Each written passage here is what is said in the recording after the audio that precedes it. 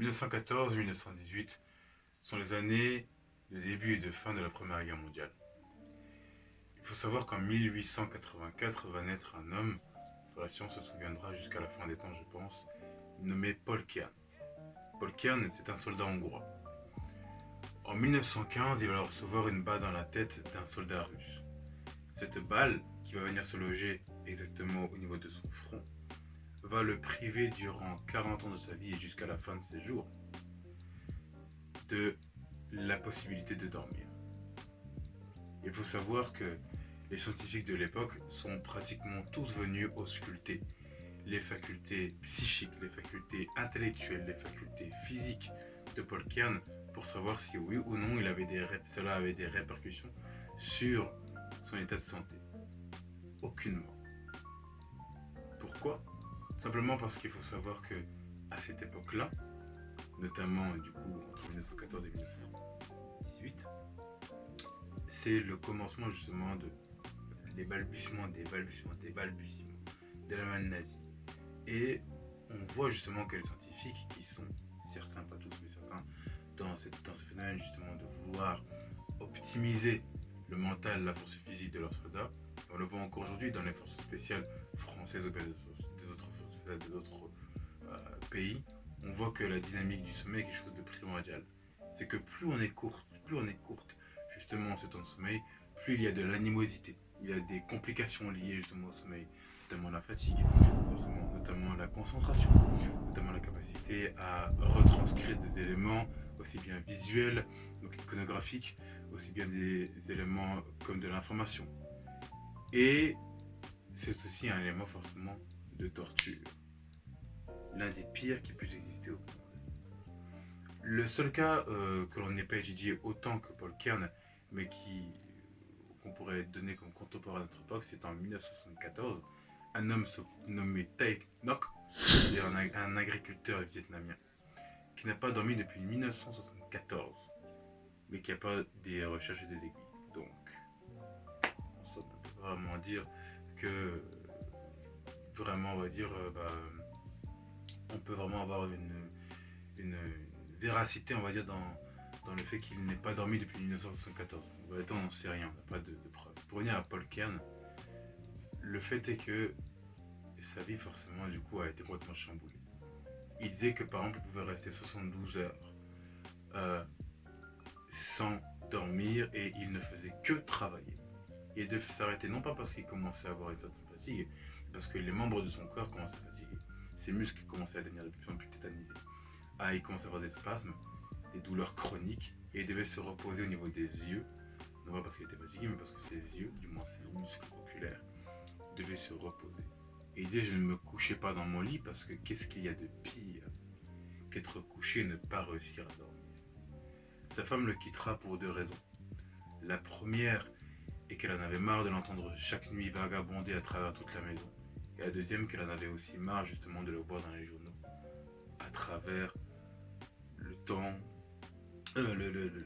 à travers justement différents faits divers et différents articles scientifiques de personnes qui essaient de percer à jour son secret. Donc, cette longue introduction est là pour vous introduire, forcément, vous l'aurez deviné, à la thématique du sommeil. Il faut savoir que nous passons un tiers de notre temps à dormir sur l'échelle d'une vie. C'est primordial. Aussi bien parce que justement nous devons avoir un sommeil de qualité afin de bien récupérer, mais aussi parce qu'il peut nous aider dans bien des domaines. Aussi bien l'amaigrissement de notre propre masse graisseuse, aussi bien notre intelligence et notre capacité de mémorisation. Bienvenue sur Yoma Yeba.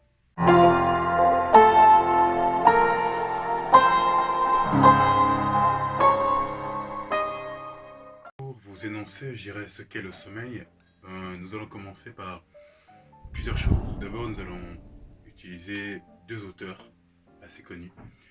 La première est une femme, Diane Boivin, une médecin psychiatre à l'Institut McGill à Montréal, qui justement opère dans ce qu'on appelle les troubles du cycle circadien. Le cycle circadien, c'est le cycle du sommeil. Pour vous résumer la chose, elle dit les trois choses suivantes. 1. qu'il faut apprendre à mieux dormir. C'est-à-dire que le corps est basé sur une fonction physiologique très simple. Jour, nuit. C'est-à-dire que votre horloge biologique est extrêmement simple de prime abord. C'est-à-dire que vous avez la première phase qui est du coup celle de jour où vous êtes éveillé et celle de nuit où justement vous veillez afin justement de récupérer de votre journée. Et apprendre à dormir, c'est un apprentissage car justement il faut se connaître. Et c'est là justement que ça devient compliqué parce que tout à chacun est différent, on n'a pas forcément tous les mêmes accointances par rapport aux mêmes aliments, par rapport aussi, j'irais, à la fatigue. Deuxième chose, après avoir appris à dormir, il faut savoir quels sont les bénéfices du sommeil à long terme. Les bénéfices du sommeil à long terme sont très multiples, mais il y en a surtout un qui est très important, c'est la récupération. C'est-à-dire que pour faire, on va dire, la séquence des choses qui peuvent vous arriver, je donne l'exemple que par exemple, vous dormez peu, donc vous récupérez moins. C'est-à-dire que du coup, vous êtes plus fatigué, donc plus facilement irritable. De par le fait que vous soyez plus facilement irritable, vous êtes aussi plus assujetti à moins bien vous concentrer. Supposons que vous êtes dans une période de régime et que vous devez justement faire preuve de volonté et faire preuve de self-control. Votre sommeil joue un rôle très important dans le rechargement de vos batteries. Étant donné que l'on a vu précédemment que la volonté n'était pas un bouton on, off, et que justement c'était un peu comme une jauge que vous devez gérer en fonction de votre énergie, en fonction du temps que vous passez dans la journée, et bien justement, on remarque que moins vous avez du temps de sommeil à vous, plus vous êtes assujetti à prendre des petits biscuits. Il faut savoir aussi que le sommeil, idéalement, doit composer, je dirais, un tiers de notre vie. À supposer que vous vivez 60 ans, ce que je ne vous souhaite pas évidemment. Vous devez avoir 20 ans de votre sommeil, c'est-à-dire un tiers de votre temps de vie doit être consacré uniquement au sommeil. Pourquoi? Parce que justement, c'est ce qui va vous permettre de récupérer. Ça a toujours été ça. La récupération. Et c'est là justement qu'est la clé de toute votre mémorisation et tout ce qui va engendrer un bien-être dans votre santé mentale et physique au cours de votre vie. Le docteur Van Gouten a écrit un livre s'intitulant Le sommeil dans votre quotidien. C'est-à-dire que votre sommeil, justement, doit être quelque chose que vous devez non pas prendre à la légère, mais être comme un pilier central de votre vie. On va du coup voir ce que c'est concrètement, parce que depuis on n'a même pas vu ce que c'était. Concrètement, on va voir ce que c'est. Alors, le sommeil est composé de plusieurs choses. Il se compose en cycle et il se compose en phase. Okay. Alors, durant une période de sommeil, de façon moyenne, on va dire de 7 à 9 heures à peu près, vous allez avoir 4 à 6 cycles. Et ces cycles, et un cycle est composé de 3 à 4 phases. Okay. C'est la première qui peut être subdivisée en deux. La première phase est ce qu'on appelle le sommeil lent, léger. Cette phase justement peut être divisée en deux parties. La phase d'endormissement qui dure à peu près 20 minutes. Et la phase justement où vous êtes complètement endormi. Voilà. Et ensuite, qui permet justement de faire cette bascule dans la deuxième phase du cycle, qui est le sommeil profond, durant lequel justement, ça va être le sommeil dans lequel vous allez le mieux récupérer. Et enfin, il y a le sommeil paradoxal. C'est durant ce sommeil justement que vous allez commencer en fait à rêver. Et vous allez faire du coup 4 à 6 cycles de sommeil durant toute une nuit.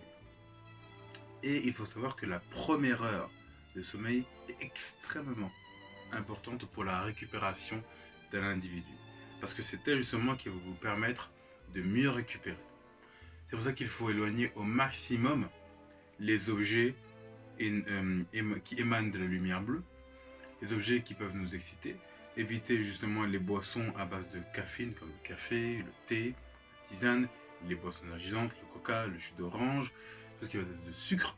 Et il faut essayer au maximum de dormir dans le noir complet. Être dans le noir total. Pas une once de lumière. Et ce qui peut être ce qui serait formidable, c'est que vous utilisiez justement les... ce qu'on utilise là pour lorsqu'on est dans l'avion, pour les masques. Voilà, les masques qui se mettent autour des yeux, qui permettent justement d'être dans le noir complet. Et ça, c'est vraiment formidable, parce qu'il va permettre forcément d'avoir un niveau de sommeil qui va augmenter et qui sera beaucoup plus qualitatif. Il faut savoir qu'en moyenne, un adulte, doit avoir entre 7 et 9 heures de sommeil, après approximativement.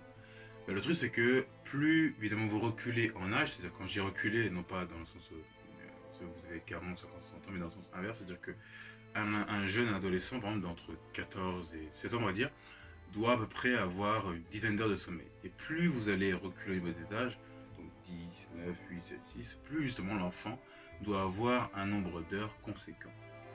Et pour ce qui est aussi du mythe de l'érection matinale pour vous messieurs, elle n'est pas due forcément à un rêve érotique. Elle est due en fait seulement à un acheminement en fait du sang au niveau de vos parties inférieures. Et comme le pénis est un corps érectile qui entre en érection à la suite justement d'un apport sanguin assez fort, et ben vous avez une érection. Et vous avez des érections de façon régulière durant la nuit. Voilà. Donc si justement vous avez une érection lors du matin, cela veut dire que vous avez une bonne nuit et que vous êtes arrivé justement entre guillemets pile à la fin.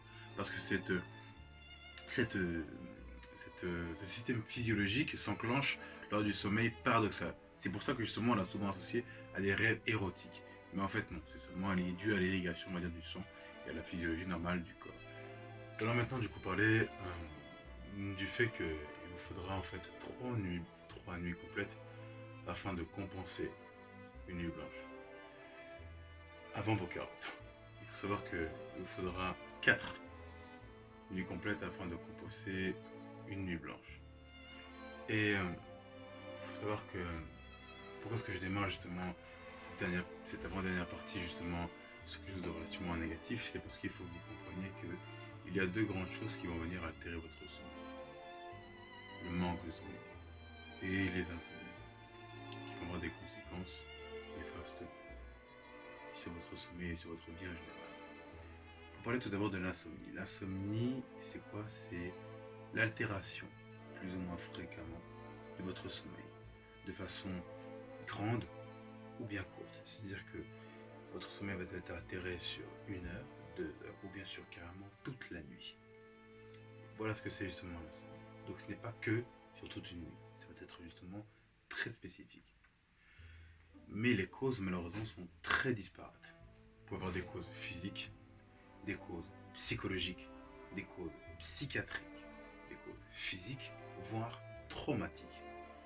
Et vous pouvez même avoir des choses encore plus vicieuses, c'est-à-dire des maladies psychiatriques et psychologiques qui vont, dans leurs caractéristiques, avoir l'insomnie. Et cela va engendrer un cercle vicieux qui est le suivant, c'est que vous allez faire de l'insomnie, avoir des conséquences néfastes sur votre vie, qui vont venir engendrer la pathologie que vous avez déjà, qui vont venir encore plus surplomber sur l'insomnie. Donc c'est un gros bordel. Donc justement, c'est pour ça qu'il faut non pas agir sur la causalité du mal, mais plutôt essayer d'agir justement sur comment est-ce que je peux améliorer mon sommeil de façon générale. Et il y a enfin la deuxième partie qui est justement le manque de sommeil. Le manque de sommeil va avoir du coup différentes conséquences. Ça va être une baisse de libido, une augmentation de la surcharge pondérale, donc risque de surpoids, voire, si possible, d'obésité, et risque de problématiques et d'accidents cardiovasculaires, saut d'humeur. Un risque aussi augmenté du fait que vous allez vous réveiller la nuit et être beaucoup plus enclin à aller manger. Vous allez justement avoir une mauvaise régénération de votre cerveau. Et forcément, si vous avez une mauvaise régénération de votre cerveau, et bien votre lobe préfrontal, qui est quand même l'une des parties les plus importantes, qui constitue justement le socle de la réflexion et ce qui nous différencie forcément des animaux, si cet endroit est touché et n'est pas assez régénéré de façon régulière, eh bien, il va s'en suivre des complications de concentration. En parlant justement de concentration, il faut savoir que juste avant de vous endormir, il vous faudrait de prime abord 2 heures d'obstruction totale des écrans. Pourquoi? Parce que l'on sait aujourd'hui 2 choses. 1, la lumière bleue émanant des écrans de smartphone ou bien d'ordinateur est néfaste pour l'individu juste avant de se coucher. Pourquoi? Parce qu'elle force le cerveau et notamment la partie visuelle la partie visuelle de notre corps à se concentrer davantage. Et forcément, cela engendre du coup un décalage de notre sommeil. Et la problématique qui survient, c'est que, comme je vous l'ai dit précédemment, c'est que la première heure de sommeil est primordiale pour la récupération. Et enfin, il vous faut savoir qu'il vous faut à peu près 20 minutes de reconcentration lorsque vous déviez d'une tâche. Vous imaginez si votre tâche de base est censée vous faire récupérer donc le sommeil, il faudra quand même un sacré bout de temps avant justement de faire baisser, je dirais, les conséquences de cette lumière bleue jusqu'à justement pouvoir plonger dans les bras de Morphée. On a remarqué aussi qu'à cause de ce téléphone, eh bien, il y avait des hallucinations vibratoires. C'est-à-dire que vous ayez votre téléphone ou pas, vous ressentez des vibrations qui n'existent absolument pas dans votre poche. Parce qu'on a tous plus ou moins vécu, on est par exemple en train de faire une activité et on sent notre téléphone qui est en train de vibrer. Alors on regarde le téléphone, il n'y a rien. Aucune notification, que dalle. Il faut savoir une chose très très importante, c'est qu'il faut garder le téléphone à distance de sa personne avant de se coucher. Avant de se coucher. Et au réveil, utiliser un réveil mécanique. Ce qui est le plus efficace. Parce que si durant la nuit vous vous réveillez, évitez de regarder votre téléphone. Pour deux raisons. Un, vous allez être déprimé parce qu'il vous faut encore énormément de temps de sommeil. Et vous dites, bah, j'ai pas réussi à me rendormir, vous allez commencer à gamberger, à ruminer et vous n'allez pas dormir. Et deuxième raison, le fait justement de regarder son téléphone, d'avoir la lumière qui vous saute aux yeux, vous réveille instantanément. Et cette lumière bleue qui encore une fois agit, va encore une fois renforcer le réveil et va vous donner encore plus de problèmes justement pour vous rendormir encore une fois. Donc voilà. Après tout ce micmac un peu négatif, je vais maintenant vous donner justement quelques astuces pour pouvoir avoir un sommeil qui soit beaucoup plus efficace. Enfin, pour terminer sur une note beaucoup plus positive, on va dire, sur le sommeil, je dirais qu'il faudrait que vous déterminiez des horaires fixes pour vous endormir. C'est-à-dire que vous vous couchez tous les jours à 22h et vous vous réveillez par exemple tous les jours à 7h. De telle sorte justement à avoir une régularité. Que vous gériez justement vos heures de sommeil de façon à ce que même en vacances, vous soyez toujours réglé. Parce que votre horloge biologique, malgré les allées et venues de votre corps à travers le monde, et que vous ayez par exemple beaucoup de déplacements peut-être, parce que vous devez aller à droite, à gauche, en Islande, puis le lendemain vous devez vous retrouver en Thaïlande, puis le surlendemain vous devez vous retrouver du coup à Johannesburg en Afrique du Sud, et ben votre horloge biologique va s'adapter. Mais il faut justement que vous ayez un plan de base, que vous sachiez gérer votre sommeil de façon claire. Chose suivante, vous devez vous octroyer un jour de repos. Tout comme nous en Occident, le jour de repos communément accepté, c'est le dimanche, où tout le monde se repose. Mais quand je dis se reposer, c'est ne pas travailler du tout. Dire ne rien faire.